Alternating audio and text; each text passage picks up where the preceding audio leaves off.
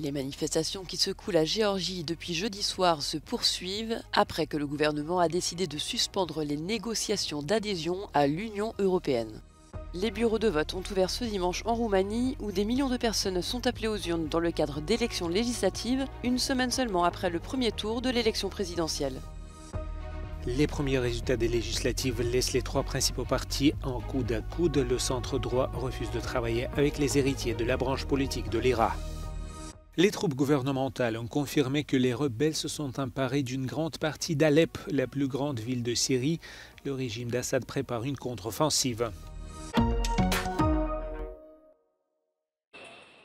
Les manifestations qui secouent la Géorgie depuis jeudi soir se poursuivent pour la troisième nuit consécutive, après que le gouvernement a décidé de suspendre les négociations d'adhésion à l'Union européenne. Des affrontements entre les protestataires et les forces de l'ordre ont à nouveau éclaté devant le bâtiment du Parlement à Tbilissi, au cœur de la capitale géorgienne. Depuis la victoire contestée du parti pro-russe Le Rêve géorgien aux élections législatives le 26 octobre dernier, l'opposition dénonce un vote truqué et un mouvement de colère ne cesse de s'amplifier dans le pays. Le Parlement européen a de son côté annoncé une résolution condamnant les élections, considérant qu'elles constituent une nouvelle manifestation de recul démocratique. Les députés ont appelé à l'organisation de nouvelles élections dans un délai d'1 an, sous une supervision internationale rigoureuse et par une administration électorale indépendante. Le Premier ministre géorgien Irakli Kobakidze a réagi en accusant l'Union européenne de chantage.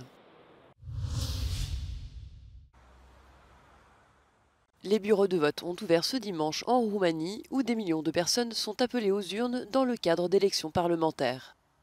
Le scrutin se tient une semaine seulement après le premier tour de l'élection présidentielle dans le pays, un vote qui a donné lieu à la qualification surprise au second tour du candidat populiste Călin Georgescu avec 23% des voix.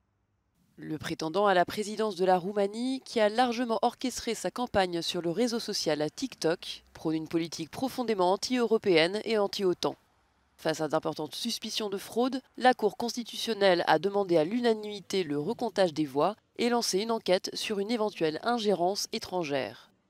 Cette situation pourrait affaiblir la confiance des Roumains dans le processus électoral en cours. Après 3 décennies de gouvernance de la droite libérale et des sociaux-démocrates, le contexte laisse présager de difficiles négociations pour former un nouveau gouvernement.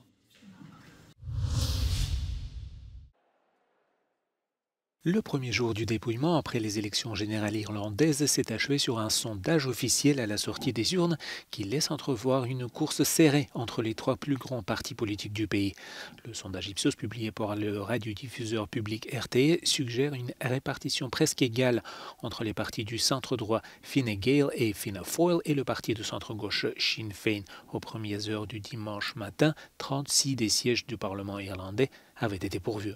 11 sièges ont été remportés par les candidats de Fine Gael, 9 par ceux de Fianna Fáil et 8 par ceux de Sinn Féin, et le reste par les candidats indépendants ou représentants des partis plus petits. Bien que le Sinn Féin puisse devenir le plus grand parti du Dáil qui compte 174 sièges, il pourrait avoir du mal à trouver suffisamment de partenaires pour former un gouvernement. Le Fianna Fáil et le Fine Gael ont déjà refusé de travailler avec lui, invoquant ses liens historiques avec le groupe militant de l'IRA. Les forces armées syriennes ont confirmé samedi que les troupes rebelles avaient réussi à s'emparer d'une grande partie de la ville d'Alep, tuant des dizaines de soldats, et se préparent à une contre-attaque. Des milliers d'insurgés syriens ont percé les lignes de défense du gouvernement autour de la plus grande ville du pays vendredi, ne rencontrant qu'une faible résistance de la part des formations gouvernementales, ce qui constitue un revers majeur pour le président Bachar al-Assad.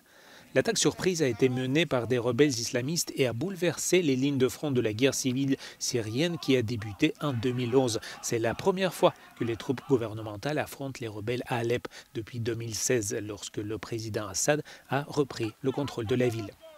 Les insurgés sont entrés dans le quartier ouest de la ville après avoir envoyé des dizaines de villages au sud de la ville depuis mercredi. L'avancée de vendredi dans Alep fait suite à des semaines de violences à bas bruit, y compris des attaques du gouvernement sur les zones tenues par l'opposition.